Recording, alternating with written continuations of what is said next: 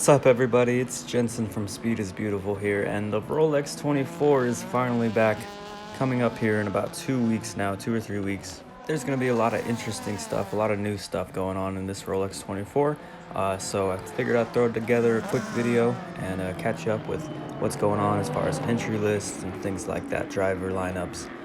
So here we go. So I'm making this video on January 11th, and at the moment there isn't an official entry list out. So this is just kind of what we know so far, and there will be stuff changed, there will be stuff added, so stay tuned. So we're going to start off with the DPI category. The driver's going for the overall win of the Rolex 24. So the first thing I want to get to, and the thing that I'm most excited about, is Chip Ganassi Racing is back in IMSA competition. If you didn't know, Ganassi has had success in both NASCAR and IndyCar, and has even won the Rolex 24 multiple times. This year, keep your eye on former F1 driver Kevin Magnussen. Lots of changes going on over at Wayne Taylor Racing too. Lots of new drivers and even a new manufacturer. The lineup reunites former Penske teammates Helio Castroneves and Ricky Taylor, Felipe Albuquerque, and also adds IndyCar great Alexander Rossi. But the Cross Series Superstars doesn't end there.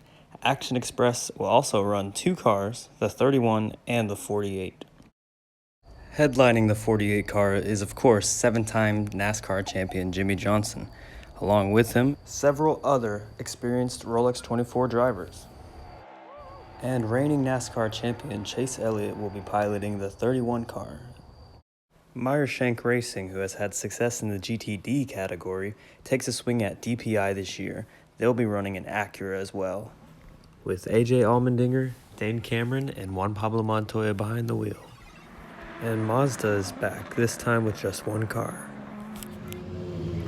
The LMP2 class is going to be fun to watch this year. It's more than doubled in size, and it features amazing drivers such as Robert Kubica, a former Formula One driver, and NASCAR driver, Daytona 500 champion Austin Dillon will also be driving a car.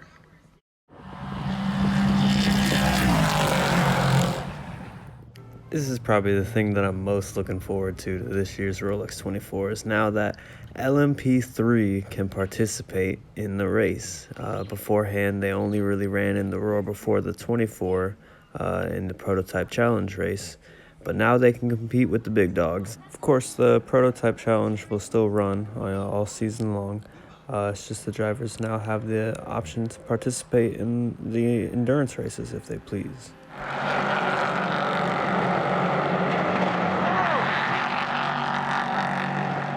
So now we move on to the GTLM category.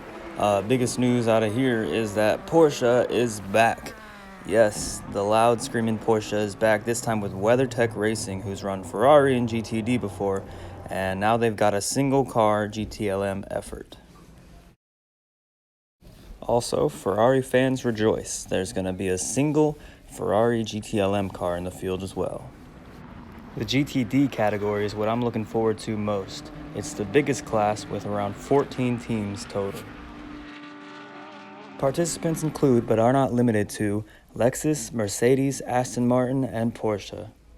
Former Rolex 24 champion Ryan Briscoe will also be piloting a Ferrari.